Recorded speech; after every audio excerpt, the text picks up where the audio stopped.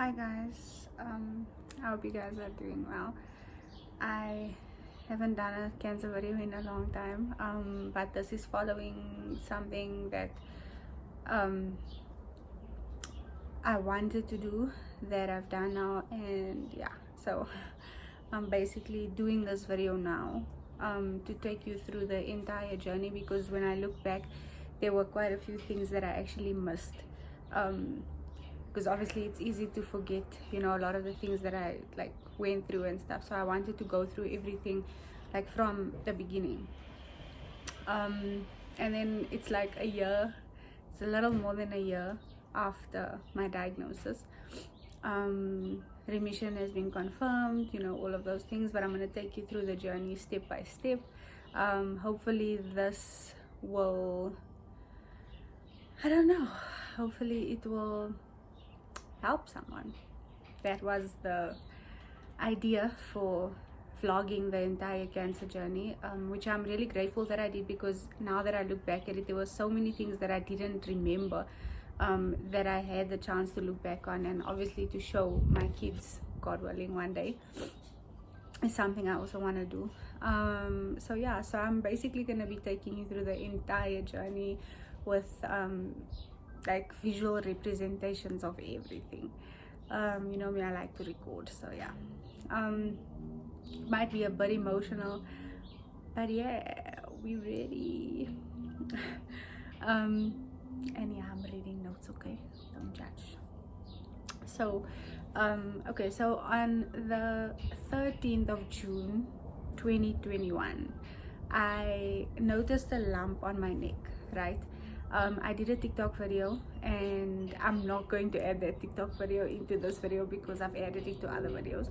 Yeah, so on the 13th of June, I noticed a lump on the left side of my neck, right? And at first I didn't know what it was. I thought maybe, like, you know, I'm just seeing things. And then I called my mom and we went through, like, you know, we spoke about it and whatever. And what was really scary was the fact that my aunt, who passed away, she had Burkitt's lymphoma. So the type of cancer I had was Hodgkin's lymphoma stage 2B, and the type of cancer that she had was Burkitt's lymphoma. So Burkitt's lymphoma is a very aggressive and rare form of cancer, whereas Hodgkin's lymphoma, classic Hodgkin's lymphoma, is very treatable. So when we saw it initially, the first time we saw it, obviously my mother, the first thing she said to me was, "That's what Selena had." And then I was scared, and something in me just didn't feel right. Like before, it was so whenever something was wrong with me, or, you know, whatever the case may be, I didn't really think about it that much. I wasn't that stressed about it. And with this, it was completely different. So that was on the Sunday. I video called her. I stayed on my own at the time. I video called her, and then after that, yeah, she said that, and then she said, "No, but it's probably nothing to worry about, don't stress, you know, whatever." And that whole day I remember stressing about this thing, and I was really anxious, like really anxious. And on the Tuesday I went, so I wanted to go on the Monday, but I couldn't, so I went on the Tuesday. I went to go and see, you know, what it was. So I went to the hospital. I was so nervous when I got there, because this is like in the middle of COVID, and, you know, it was really hectic. Yeah, and then I went and I usually see one other doctor there, but I saw another doctor. So before all of this happened, I had so many different symptoms. Like I was tired all the time, I was weak, I didn't really have an appetite. I had infection after infection. Like I had kidney infection, I had an infection on my eye where it was like the skin was like, I don't know, there was problems with the skin. I had so many infections, like one after the other, and that went on for about 8 months. It went on, right? And eventually I was just like, okay, you know, something is not right. And when I went to see the doctor, he said it was an iron deficiency and so on and so forth. So we treated that. obviously not knowing it's not that. But with that other doctor, I did a full blood count, and he actually missed a lot of the things on that blood count. So yeah, always good to get a second opinion if you see that whatever you've been told to take isn't, working. Yeah. And then so on that day I went to the new doctor, and I showed him what was on my neck, and then I told him I also had a cough, because I had a cough for about a few months. I thought it was a flu that I had a while ago. The cough or the phlegm didn't go away or something. I was just like, yeah, I didn't really pay that much attention to it, but it was bothering me. Yeah, and then I told him about all of that, and he heard my chest, and then he said, your chest really doesn't sound good. And after that, what did he do? Oh, and then he like felt this thing to try and see like exactly what it was or what was going on. And then he said, like, it was so weird, because he kept on saying like, you're such a rare case, and it's such a rare thing, like, to see someone. And I'm like, bruh, what?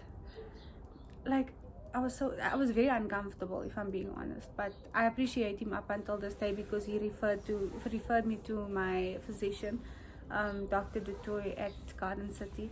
I love that man. He is the sweetest, most amazing doctor ever. And yeah, I'm really super grateful to him for helping me get through, cancer. So yeah, after that, on that day,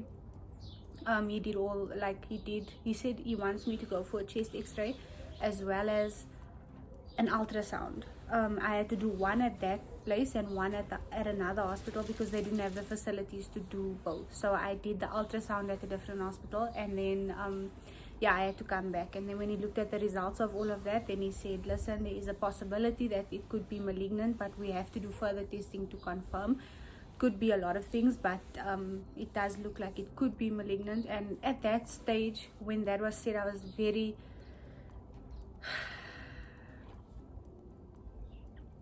was very scared. Like, I was shitting myself. And then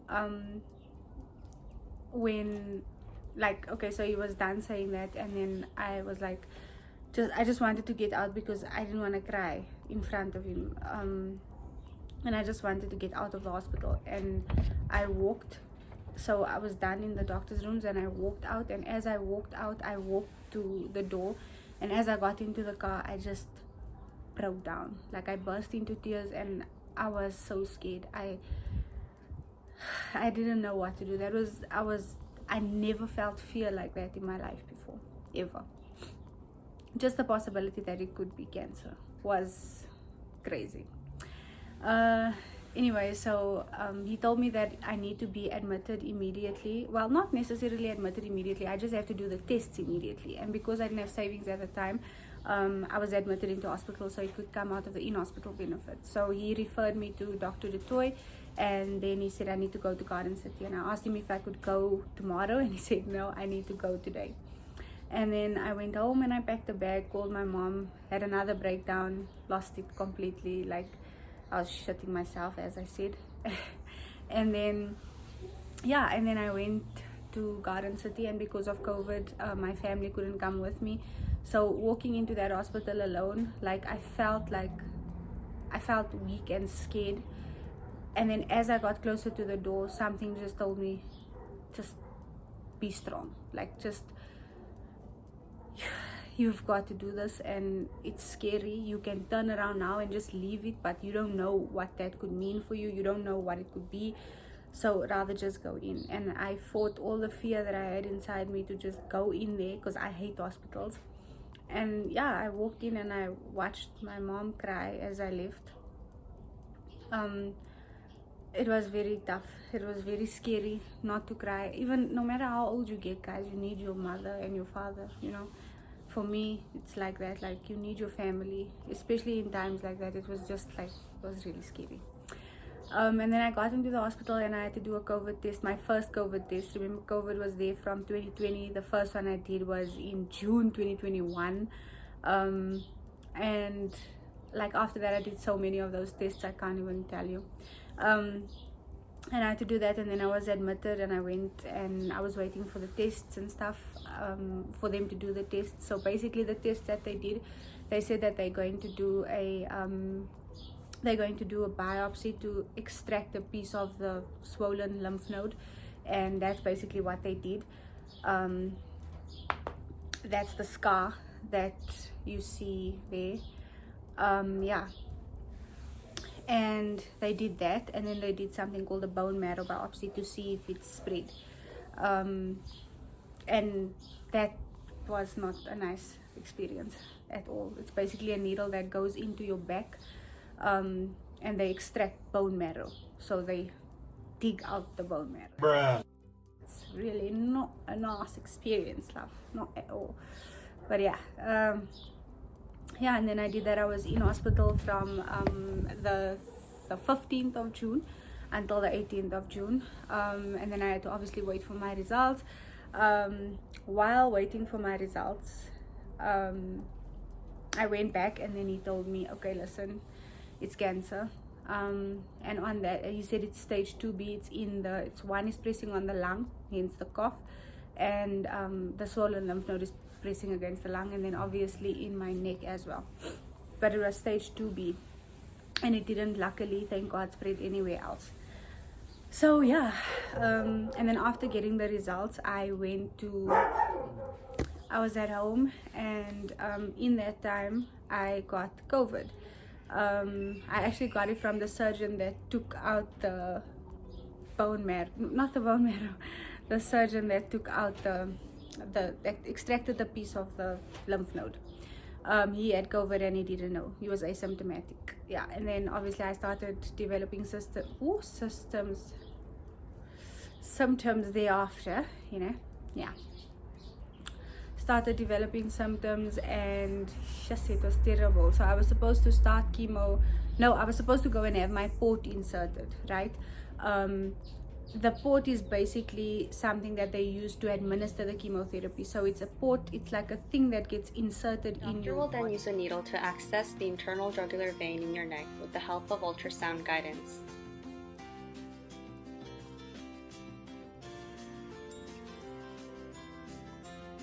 Once appropriate access is achieved, the doctor will introduce a guide wire into a large vein in your chest called the SABC, where the catheter tip will eventually be placed. The X-ray machine will be used at this point to ensure the proper placement of the wire. Next, the doctor will numb the site for port placement and the areas of the chest that will be tunneled for the catheter to be secured under. Once you are numb, the doctor will use a scalpel to create a 3 cm long skin incision, then create a pocket for the port underneath it using a blunt dissector. The only sensation you should be feeling at this time is pressure. If at any time you feel pain or are uncomfortable, let your doctor know and he will give you more numbing medication. Next, the doctor will use a tunneling device to create a path under the skin from the port site to the access site on the neck. He will then tunnel the catheter tip under the tunnel with the port attached to the other end.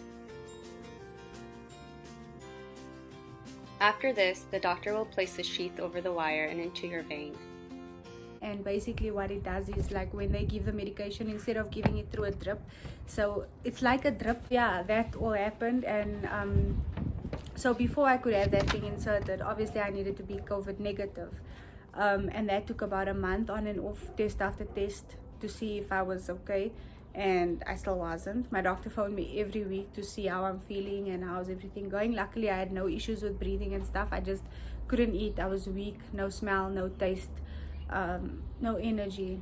It was terrible. But yeah,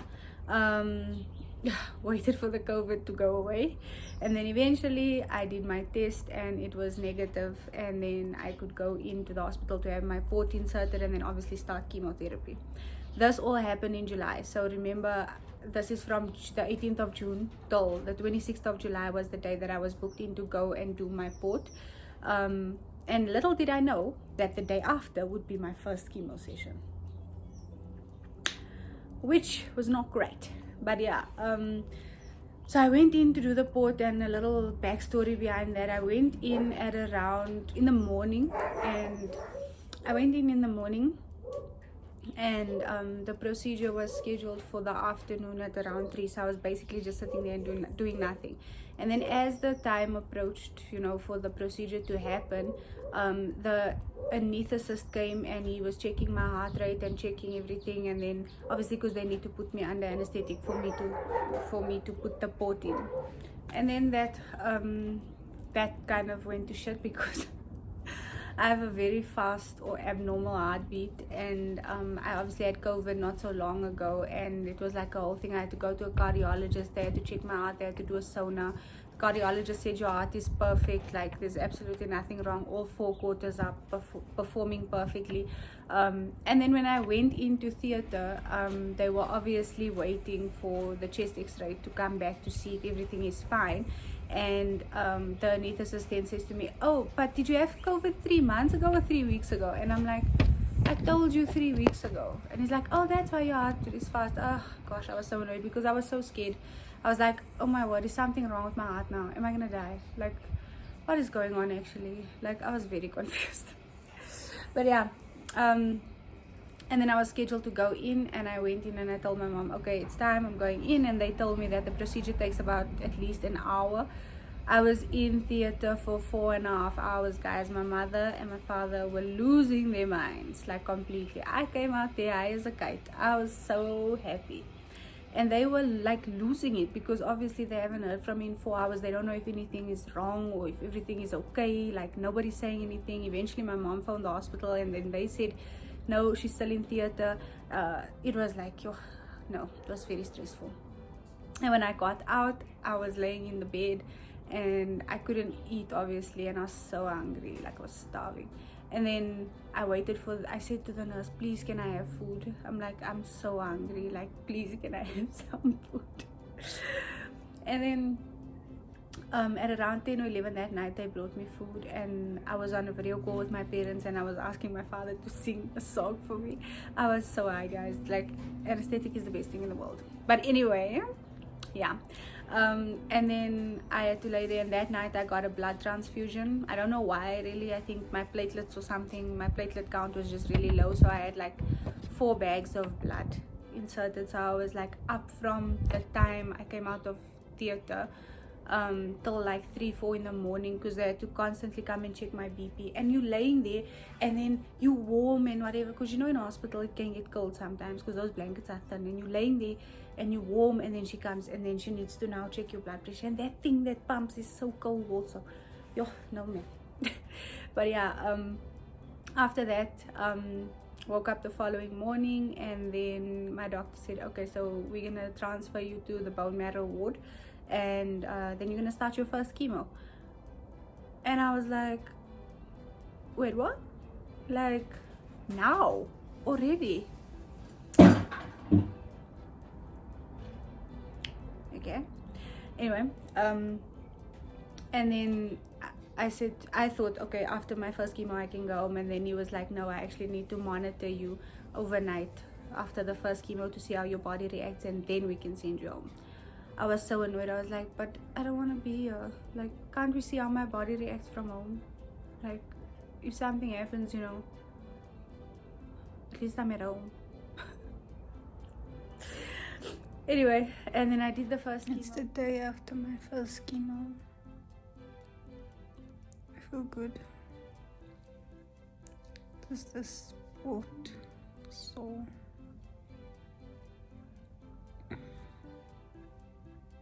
Tired. A little bit different, but good. Day 1 done. Then he monitored me overnight, and the following morning they had to take the injection out. And oh my soul, that was flippin' painful. Yeah, and then after that, I came home and recovered. Like, my arm was so sore because of the port. I couldn't really move the side of my body. Like, it was painful. Like, oh my word, it was bad. It was really bad. Yeah, and then life kind of went on for a while. And then my next one was scheduled, I don't remember the date, but it was scheduled for that day. And on the 8th of August, so like let's say a week and a half later or so, I cut my hair. And that was mainly because I was like really excited, to be honest with you. The way I'm lying, I wasn't excited, guys. I was just like, let's just cut it so that, you know, we can get this journey started and get it over with. Like, yeah, but I always like doing things with my hair, so I kind of low-key was excited. But you know what, anyway, yeah. And then I did 12 sessions of chemo. Most of them went really well. Chemo is basically like, you, luckily for me, I could be treated as a day patient, so I went in and I would go into like a clinic type of thing, and then there's like lazy boys where you sit, and that's where the chemo is administered and stuff. And then they obviously put the needle in and they start the whole process and all of that stuff. Yeah, and I did 12 sessions of chemo. It started in July, it ended on the 29th of December. And chemo was relatively okay until like the fourth one. The fourth one, I really started feeling the side effect. It was like, ooh, it was really bad. Like, oh, everything is just like, you know, yeah, it's not really the best thing in the world, but yeah. Other than that, I had a booster shot that I had to go for every second chemo. So that's basically, it had to be injected into my stomach or my butt or my arm, but most of the time I did it in my stomach. So yeah, I did that. And those booster shots, you know, these dogs, I did that booster shot, and every time I did it, I had excruciating bone pain. Not joint pain, not muscle pain, bone pain. My bones pained like you don't even understand. Like, yeah, it wasn't nice. And then coming to, I would say, the 8th, 9th chemo, we went out for my sister's birthday, and I had like a drink or two, and that's when all the shit started. I started drinking every weekend after chemo. Like, oh my word, it was bad. Going out, you know, doing all of these things. But I also low-key feel like it helped me a little bit, because I wanted to feel normal more than anything else. I think a cancer patient kind of just wants to feel normal, you know. You are stripped of normality. So when something that bad happens, you just want to feel okay for a few hours, you know. And yeah, I've spoken about this in a video before, you know. But yeah, and then yeah, so chemo ended, and after chemo ended, I went for my tests. When was it? It ended on the 29th of December. Oh yeah, it ended on the 29th of December, and then on the 30th of December, I wanted Malva pudding, so we went to Woolies, and we were on our way to Woolies, and we got into a car accident. And when I was rushed to the hospital, the doctor that did the chest x-ray told me that it's just soft tissue damage, no major problems, no fractures, nothing.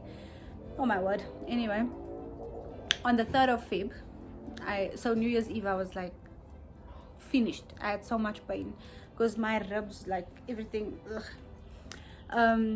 Yeah, so on the 3rd of Feb, I went for my bloods, and on that day, my doctor said to me, everything looks fantastic, we just need to do a PET scan, which is a scan that sees, like, they put in like what do you call this thing, like a solution type of thing into your bloodstream, so that everything kind of lights up, or if there is something that, you know, it will light up or whatever. And then yeah,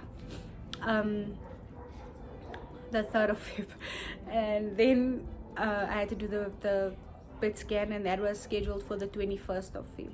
So I went on the 21st of Feb to what do you call this thing now, to do my PET scan. And I went and I did it, and then we obviously waited for the results.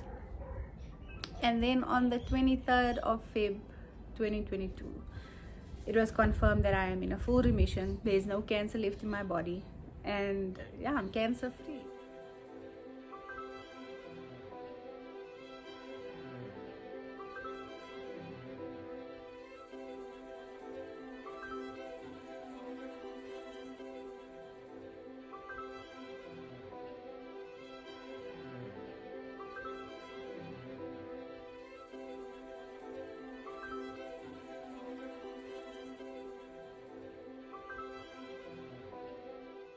so that was that. And then after remission was confirmed and everything, life went on as usual, and I went to fix my teeth, and I was so happy about that. And then my hair started growing and I started doing normal things, like I had passion for life again. And then I hit a very bad depression. When I say depression, like to the point where I had severe panic attacks, anxiety on another level. Every month when I had to go for my checkup, like up until now I'm still going every month, but every month, a week before my checkup, then the anxiety starts, and it's just, it's not the one. It's really not. But yeah, I was very depressed, mainly because I just felt like all of it was for nothing. I kind of just felt like, you go through all of that for what? Why? It doesn't make sense.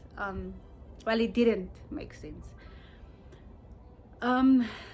This journey has been so tough because PTSD is not a nice thing. Like, I was in fight mode the entire time, and the PTSD afterwards, it's just like, what am I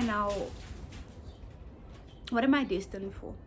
What was the point of all of that? And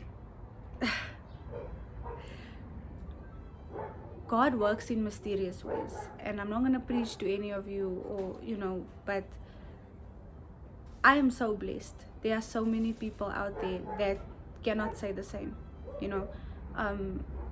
that are going through so much.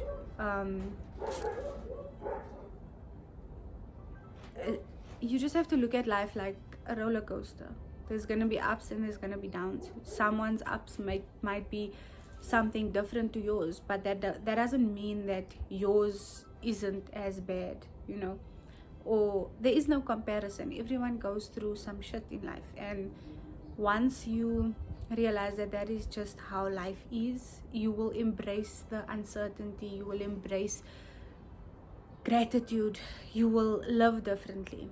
And I can't say I'm completely recovered or whatever from the depression. I still have like days where it's really tough and I don't understand a lot of things, but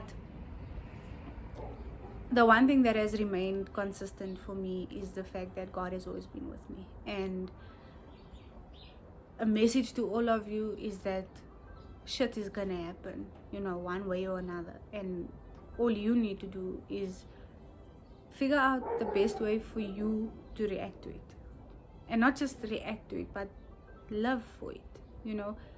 I don't know what my mantra would have been if I was told that I only have a certain amount of time to live, for example, or if they said that the cancer couldn't be cured, or I don't know what my reaction would be, but I saw my reaction when this was what I was faced with, and